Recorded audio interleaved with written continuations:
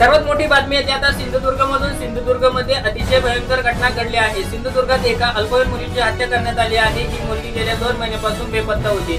तिचा शोध सगळीकडे सुरू होता, मात्र आता तिचा मृतदेह सापडला आहे। प्रकरण काय घडलं आहे जाणून घेऊया या व्हिडिओमध्ये। हे नवरात्र उत्सवात तळकोकण हादरला आहे। एका अल्पवयीन मुलीचा जंगलात नेऊन खून करण्यात आल्याचे सिंधुदुर्ग जिल्ह्यात मोठी खळबळ उडाली आहे। निर्गुणरित्या खून झाल्याची धक्कादायक माहिती समोर आली आहे। या खून प्रकरणात संशयी आरोपी कुणाल कुंभार माने याला पोलिसांनी ताब्यात घेतलं असून त्यानेच हा खून केल्याचं स्पष्ट झालं आहे। कुडाळ पोलिसांकडून मिळालेल्या माहितीनुसार अल्पवयीन मुलीच्या मोबाईलवर शेवटचा कॉल ज्या व्यक्तीचा आलेला होता त्याच्यावर पोलिसांना संशय होता। कुडाळ पोलीस निरीक्षक राजेंद्र मगदूम यांनी संशय असलेल्या कुणाल कुंभारला 3 ते 4 वेळा चौकशीसाठी बोलवले होते, मात्र दरवेळेस तो चौकशीत वेगवेगळी माहिती देत होता। यामुळे पोलिसांचा संशय बाळवला। पोलिसांनी कडक चौकशी करताच त्याने सगळा घटनाक्रम सांगितला।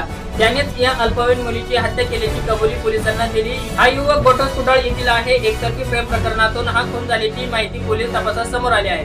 सिंधुदुर्ग जिल्ह्यातील कुडाळ तालुक्यातील घावनाळे येथील एक अल्पवयीन मुलगी 2 ऑगस्ट 2025 पासून बेपत्ता होती। कुटुंबियांनी दिलेल्या तक्रारीवरून कुडाळ पोलिसांनी अज्ञात व्यक्तीविरुद्ध अपहरणाचा गुन्हा दाखल केला होता।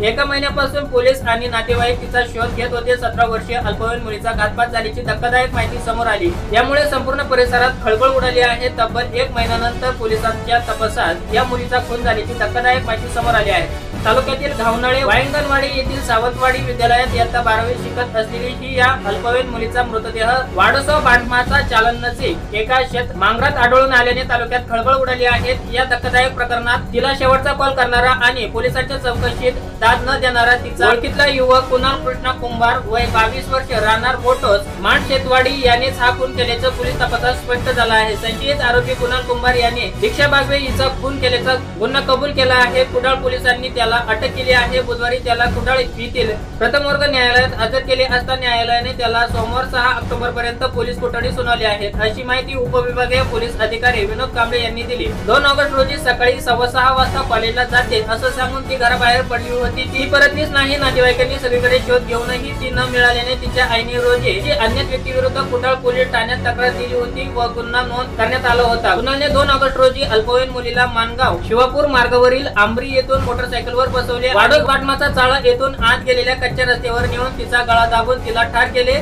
आणि मृतदेह डॉक्टर शरद पाटील यांच्या शेतमांगरात लपून ठेवला। त्याने मृतदेह लपवलेल्या जागेची माहिती पोलिसांना दिली आणि मृतदेह दाखवला। मंगळवारी सायंकाळच्या सुमारास मृत मुलीच्या आई आणि बहीण यांनी घटनास्थळी मृतदेह ओळखला आणि सध्या या प्रकरणाचा तपास सुरू आहे।